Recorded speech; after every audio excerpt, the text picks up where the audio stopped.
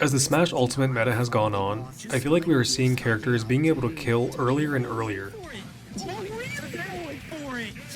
Because of that, I want to recall what I consider to be 10 of the best kill moves in Smash Ultimate. Before getting into the list, let me set some criteria as to what I consider a good kill move. First, it's gotta kill.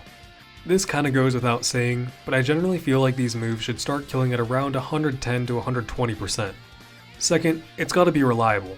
Sure, Ganondorf's Warlock Punch kills at like 6% at the ledge, but I don't think anyone would seriously consider it to be a reliable kill move that you throw out in a game due to how slow and punishable it is. This also goes for moves that require really specific spacings, moves that only work on certain characters, or that only work at certain percent windows to confirm into. Third is safety. A good kill move shouldn't punish you hard for missing, and it really should be something that you could just kinda throw out and spam when your opponent is at kill percent. There are so many good kill moves in Smash Ultimate that it was hard to narrow it down to just 10.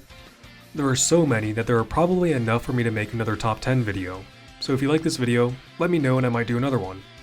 Lastly, this list will be in no particular order, since all of these moves are great.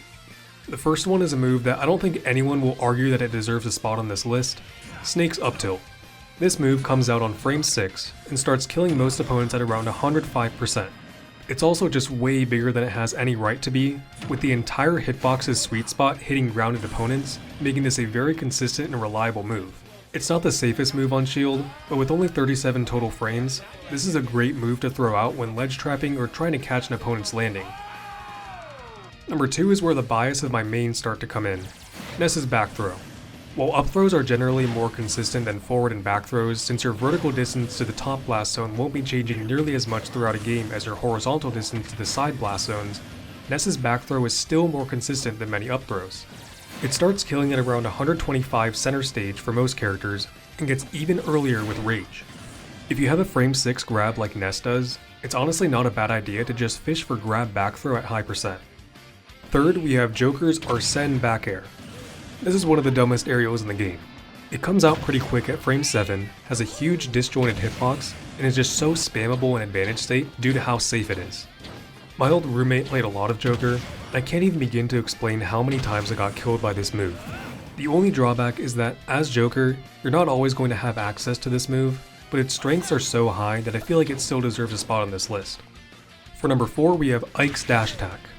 This is probably one of the least safe moves on this list at minus 17 on shield, but that's balanced out by its great range as a sword move and its ridiculous kill power. It starts killing most characters at around 120 center stage and kills even earlier at the ledge.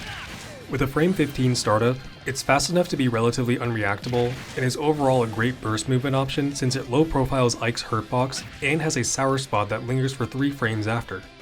Number 5 is a move that kinda feels like cheating to put on here, Shulk's Smash Art forward air. This move is good enough on its own, but with Smash Art, it becomes one of the best, if not the best, edgeguarding move in the entire game.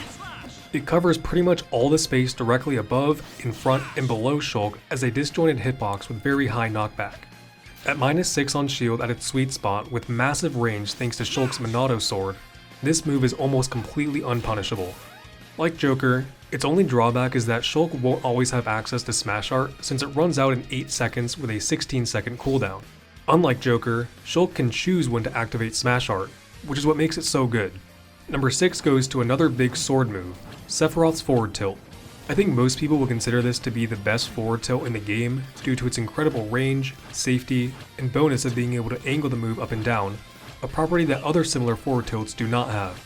While the close sour spot doesn't do a lot of knockback, the far sour spot and middle sweet spot hit kill very reliably. The biggest selling point of this move though, is just how easy it is to throw out against your opponent, especially with Wing since it gets even stronger and safer. For number 7, we have Incineroar's side special, the Alolan Whip. Not even factoring in a revenge powered up Alolan Whip, this move consistently kills opponents at around 90 at the ledge and 120 at center stage if you do the Lariat attack version. While the upward throw version doesn't really kill on the ground until around 150-160, it's still nice to have the option and can make for some really cheesy callouts. The only drawback is that you have to time the button press for the Lariat attack, which is actually a pretty small window of only 5 frames, but once you get the hang of it, it's not bad at all. Number 8 is the only smash attack on this list, Little Mac's forward smash. While definitely not the strongest forward smash, Little Mac's forward smash is just so versatile thanks to its ability to angle the move and its super armor. The downward angled version breaks shields, the upward angled version can kill off the top, and the regular version kills off the side. Being able to armor through an opponent's attack is what gives this forward smash such potency as a kill move, as the uncharged regular version starts killing most characters at around 75 at the ledge and 95 center stage. Number 9 is a great move on an awful character, Ganondorf's back air. This back air is as safe as Joker's, as fast as Mythra's, and as strong as Charizard's. While it does have a sour spot and lack a lingering hit, the sour spot still does a ton of damage and knockback, and the move overall only has 35 total frames, making it fast enough to be able to throw out quickly at your opponent. You probably just haven't heard much about this move since it's on Ganondorf, the worst character in the game. To cap this list off, we have number 10, Steve's down air. This is probably the only move on this list that is used more as a defensive tool rather than an offensive tool, since it's great at getting Steve at a disadvantage. The fact that you can jump off of the anvil makes this move so versatile. And while it excels as a disadvantage tool, it can also be used as an edge guarding tool, a shield break setup, or just a straight up kill move. It is limited by being a resource reliant move, so it's definitely not super spammable like some of the other entries on this list, but its positives still can't be denied. And that's it for this top 10. I really appreciate it if you made it all the way to the end of this video. Like I said in the intro, there are so many good kill moves in this game that I could definitely do another top 10. So if that's something you'd like to see, let me know in the comments. Anyway, thanks for watching.